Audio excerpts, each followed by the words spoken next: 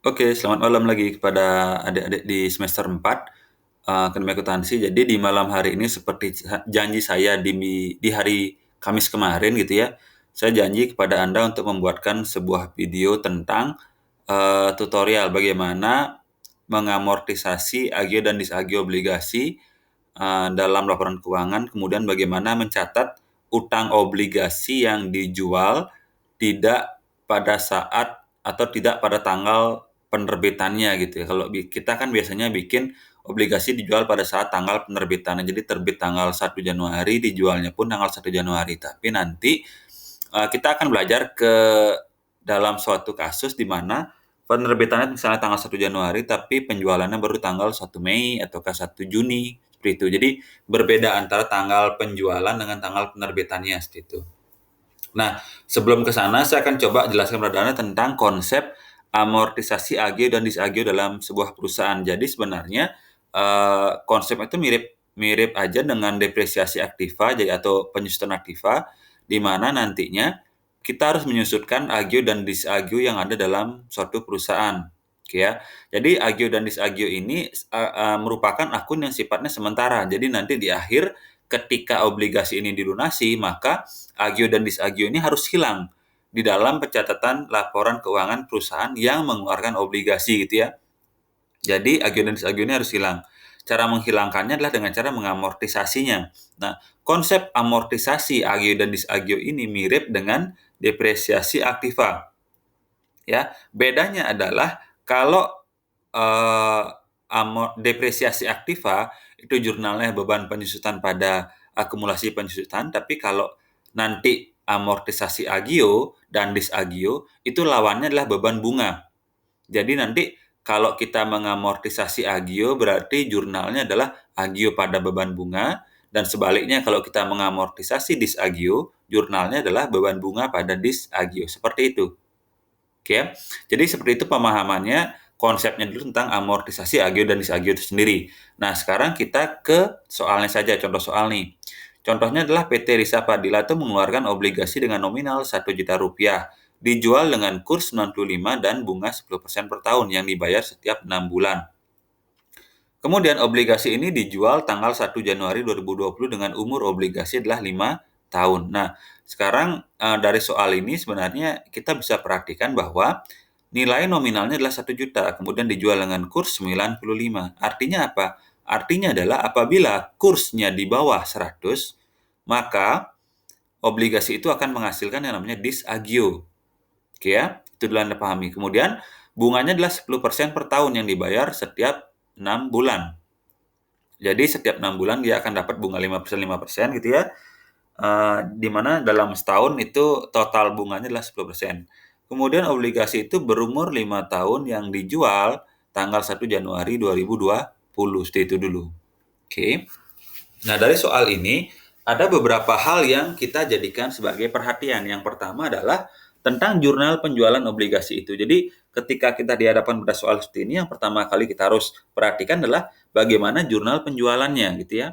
Jurnal menjual obligasi itu. Jadi, jurnalnya adalah di tanggal 1 Januari 2020, kas itu sebesar 950.000. Dapatnya di mana? Dapatnya adalah dengan mengalihkan nilai nominal ini dengan kursnya dia. Jadi 1 juta dikalikan dengan 0,95 itulah kursnya dia. Oke. Kemudian ada disagio sebesar 50.000 rupiah. Nah, disagio ini didapatkan dari selisih antara harga jual yang kita terima di sini, harga jualnya dengan nilai nominal obligasinya sebesar 1 juta dikurangi 950.000 dapat angka 50.000 rupiah. Ini adalah disagionya dia. Oke. Jadi kas 950, disagio 50.000 pada utang obligasi sebesar 1 juta rupiah. Itu dulu. Oke. Nah, kemudian kita ke perhatian nomor 2 itu tentang bagaimana kita mencatat bunganya dia, bunga per tahunnya. Oke ya. Sekarang bunga per tahunnya adalah 10%, ini 10% ya. Anda kalikan dengan nilai nominalnya. Jadi bukan dikalikan dengan harga jualnya, tapi dikalikan dengan nilai nominalnya. 10% dikalikan dengan 1 juta, Anda mendapatkan angka bunga per tahun adalah sebesar 100.000 rupiah. Oke. Nah, pertanyaan sekarang berapakah bunga per 6 bulannya? Jadi bunga per 6 bulannya adalah 100.000 ini Anda bagi dengan 2. dapat angka Rp50.000. Itulah bunga per 6 bulannya atau bunga setengah tahunnya. Oke, simpel ya. Nah, kemudian untuk membuat amortisasi disagio-nya, Anda lihat dulu umur beredarnya agio ini. Jadi umur dari obligasi itu sendiri. Jadi umur obligasinya adalah 5 tahun. Ini ya, umur obligasinya 5 tahun. Nah, jadi tadi disagio-nya itu 50.000. Oke, 50.000 ini Anda bagi dengan 5 tahun. Jadi per tahunnya akan diamortisasi sebanyak Rp10.000 per tahunnya. Atau Rp5.000 per 6 bulannya. Seperti itu. Oke. Nah, sekarang ketika kita menggabungkan nih pembayaran bunga dengan amortisasi disagio-nya, oke, sekarang kaitannya gimana, Pak? Ternyata kaitannya adalah apabila perusahaan itu mendapatkan disagio, itu akan menambah beban bunga di dalam perusahaan. Itu prinsipnya. Tetapi apabila suatu perusahaan mendapatkan agio, maka amortisasi agio itu akan mengurangi beban bunga di perusahaan. Jadi ini konsepnya. Kalau ada agio, maka amortisasi agio itu akan mengurangi beban bunga di perusahaan. Sedangkan kalau ada disagio, maka amortisasi disagio tersebut itu akan menambah beban bunga di perusahaan. Seperti itu dia. Konsepnya kayak gitu. Jadi kalau kita ditanya nih, bagaimana jurnal ketika pembayaran bunga, Pak? Jadi pembayaran bunga kan setiap 6 bulan nih.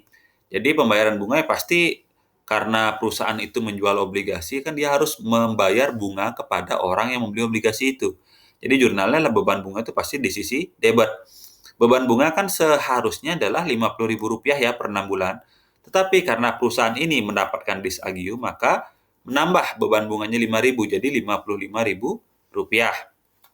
Seperti itu beban bunganya pada kas sebesar 50.000 dan disagio sebesar Rp5.000. Oke. Nah, sekarang pertanyaannya adalah, Pak, benar nggak nanti disagio ini akan hilang, Pak? Jadi di laporan keuangan ketika obligasi itu sudah terjual semua, benar nggak dia nggak akan ada disagio lagi? Ya pasti benar ya. Kenapa? Karena disagio ini diamortisasi setiap 6 bulan. Selama 10 kali. Karena kan dia 6 bulan ini kan setahunnya 2 kali diamortisasi. Jadi umurnya dia 5 tahun. Jadi setiap tahun diamortisasi 2 kali, jadi diamortisasi selama 10 kali. 10 kali dia harus mencatat kredit 5.000 ini. Oke. Nah, sekarang Anda lihat di sisi debitnya. Disagio-nya adalah sebesar Rp50.000.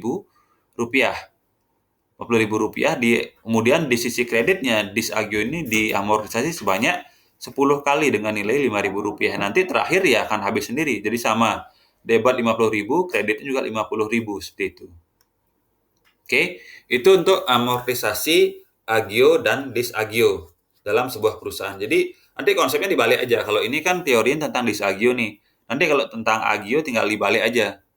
Dibalik jurnalnya dan dibalik juga dibalik jurnal penjualannya, balik juga nanti jurnal pembebanan bunganya dia. Seperti itu.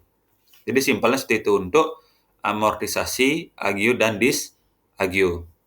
Oke. Nah, sekarang kita lanjut ke bagaimana pencatatan utang obligasi yang dijual tapi tidak pada saat diterbitkan.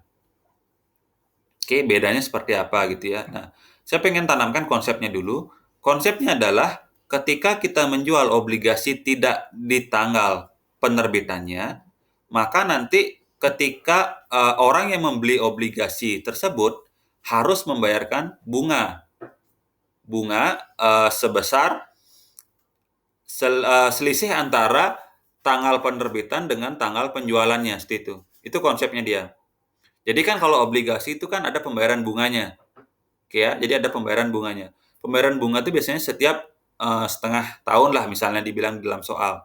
Nah, kalau Anda membeli obligasi tidak pada saat tanggal pembayaran bunga, maka nanti ketika Anda membeli obligasi itu Anda akan menanggung beban bunga yang Anda harus bayarkan kepada pemilik obligasi sebelumnya kayak gitu.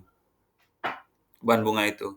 Oke, jadi itu konsepnya, konsep dasarnya. Nah, di soalnya Anda akan lihat seperti ini. Di soalnya adalah PT Risa Padilla di tanggal 31 Desember 2005 itu memutuskan untuk mengeluarkan obligasi di tanggal 1 Mei 2006 senilai 1 juta rupiah. Inilah nilai nominalnya. Oke.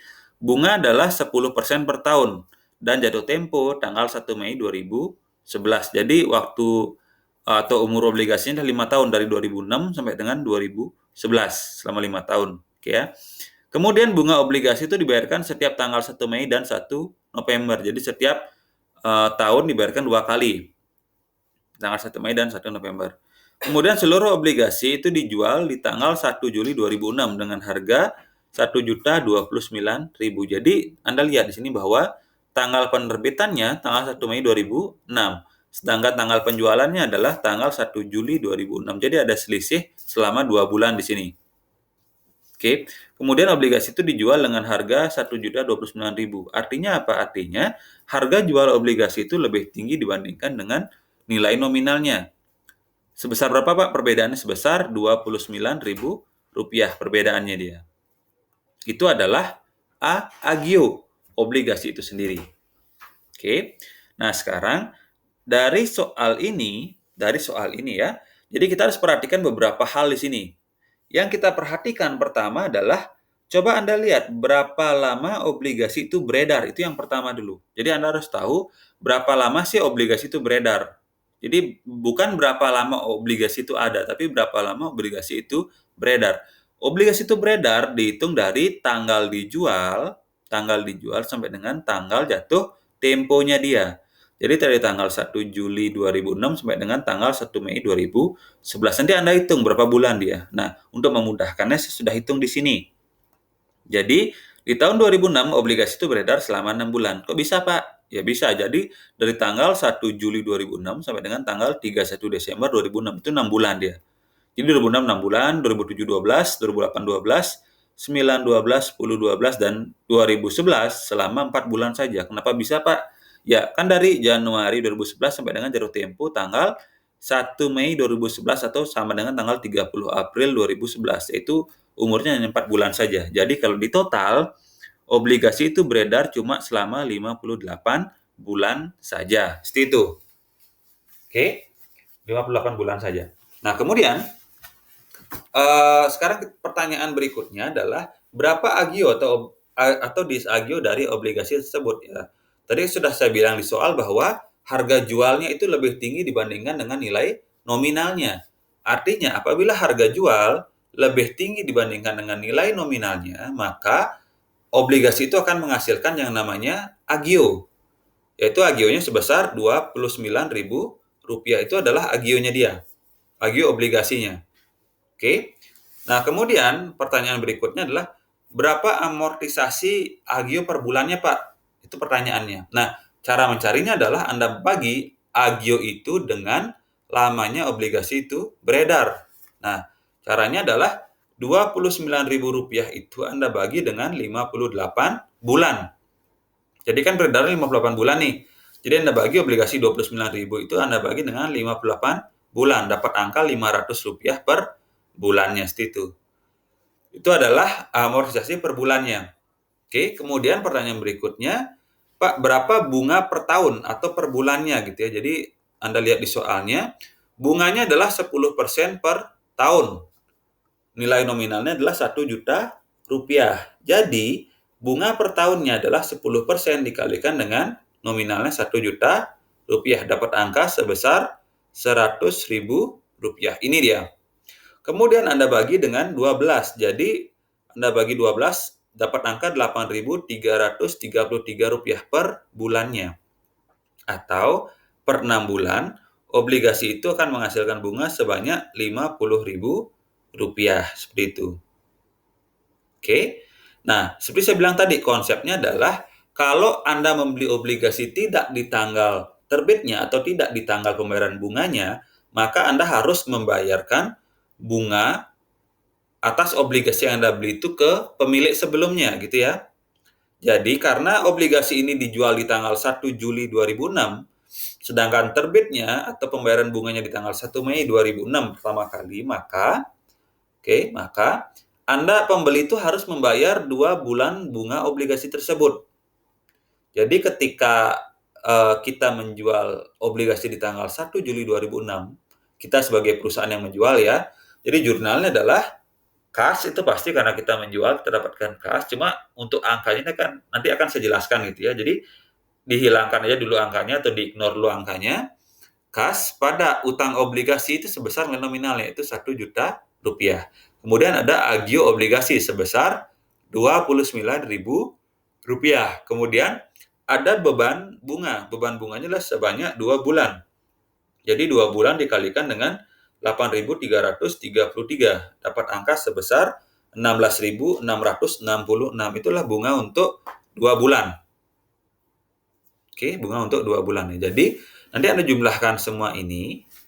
Inilah nilai kas yang didapatkan oleh perusahaan di tanggal 1 Juli 2006 ketika menjual obligasi tersebut. Itu. Oke. Nah, kemudian pertanyaan berikutnya adalah, Pak, kan kemudian di tanggal 1 November ini perusahaan membayarkan bunga, Pak. Oke, jurnalnya gimana, Pak, ketika perusahaan itu bayar bunga? Jadi di tanggal 1 November 2006, ketika perusahaan membayar bunga kepada pembeli obligasi, jurnalnya adalah beban bunga pada kas sebesar Rp50.000. Ini jurnalnya di tanggal 1 November 2006. Oke. Nah, kemudian pertanyaan berikutnya adalah, Pak, di tanggal 31 Desember 2006 kan kita harus mencatat berapa amortisasi agionya, Pak. Benar sekali. Kita harus mencatat amortisasi agio itu atau disagionya adalah setiap akhir tahun dan pada saat tanggal jatuh tempo obligasi tersebut. Jadi pertama kali kan amortisasi obligasi ini catat tanggal 31 Desember 2006. Itu periodenya adalah selama 6 bulan dari tanggal 1 Juli sampai dengan tanggal 31 Desember. Oke ya. Jadi 6 bulan periodenya, maka di tanggal 31 Desember ketika kita mencatat amortisasi agionya, itu kita mencatat selama 6 bulan. Amortisasi agionya per bulan sebesar Rp500. Jadi agio obligasi itu pada beban bunga obligasi jurnalnya. Jadi agio obligasinya adalah Rp3.000 pada beban bunga obligasi sebesar Rp3.000 itu. Oke, kemudian pertanyaannya gini, Pak, saya bingung, Pak, yang bunga ini, Pak, kok pembeli yang harus bayar bunga, Pak, kepada pemilik obligasi sebelumnya gitu ya. Jadi sebenarnya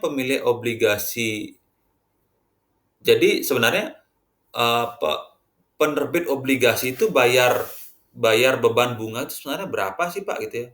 Kan dia baru menerbitkannya tanggal 1 Mei, tapi baru terjual kan tanggal 1 Juli, Pak. Kemudian bunga pertama kan diberikan tanggal 11 November, Pak. Tanggal 1 November, Pak. Jadi kan sebenarnya dia itu baru harus menanggung bunga itu kan cuma 4 bulan aja, Pak. Dari bulan Juli, Agustus, September, Oktober, 31 ataukah tanggal 1 November. Kan 4 bulan aja, Pak. Kok bisa Bapak bilang di sini dia 6 bulan, Pak, beban bunganya gitu ya. Kok bisa 6 bulan Bapak bilang beban bunganya. Ini sebenarnya beban bunga yang istilahnya fiktif gitu ya. Kenapa fiktif? Karena sebenarnya beban bunga yang asli atau yang real ditanggung oleh perusahaan itu hanya 4 bulan saja. Jadi dari bulan Juli, Agustus, September, Oktober akhir ataukah awal November sama 4 bulan. Jadi sebenarnya ketika dicatat di laporan keuangan nanti kan beban bunga ini 50.000. Di sini ada beban bunga di kredit sebesar 16.000. Jadi ada beban bunga di debit, ada beban bunga di kredit. Jadi secara real atau secara nyata, beban bunga yang dicatat oleh perusahaan itu cuma selisih antara 50.000 ini dan 16.000 ini. Di tanggal 1 November 2006. Jadi sebenarnya cuma keluar uang segini aja perusahaan untuk membayarkan beban bunganya. Jadi bukan 50.000 dia keluarin, tapi sebesar 33.000 saja. Dapatnya dari 50.000 yang ini dikurangi dengan beban bunga yang didapatkan sebelumnya sebesar 16.666. Jadi bunga real yang dibayarkan oleh perusahaan kepada pembeli obligasi hanya sebesar Rp33.334. Nah, seperti itu penjelasan saya untuk materi yang sudah saya ajarkan di hari Kamis lalu. Jadi semoga dipahami. Nanti materi ini pun akan saya share di WA Group. Jadi Anda bisa buka lagi materinya ini. Kalau ada pertanyaan tentang materi ini bisa ditanyakan kepada saya di hari Kamis ketika perkuliahan ataukah sebelumnya, nggak masalah. Nah, kemudian saya akan coba berikan Anda soal latihan yang Anda bisa kerjakan, kemudian dikumpulkan sebelum perkuliahan kita di hari Kamis lagi 3 hari itu. Jadi mungkin hari Kamisnya Anda bikin mau kuliah sambil ingat-ingat lagi materinya, Anda coba bikin jawaban atas soal latihan yang saya berikan, kemudian nanti kita bahas itu ya.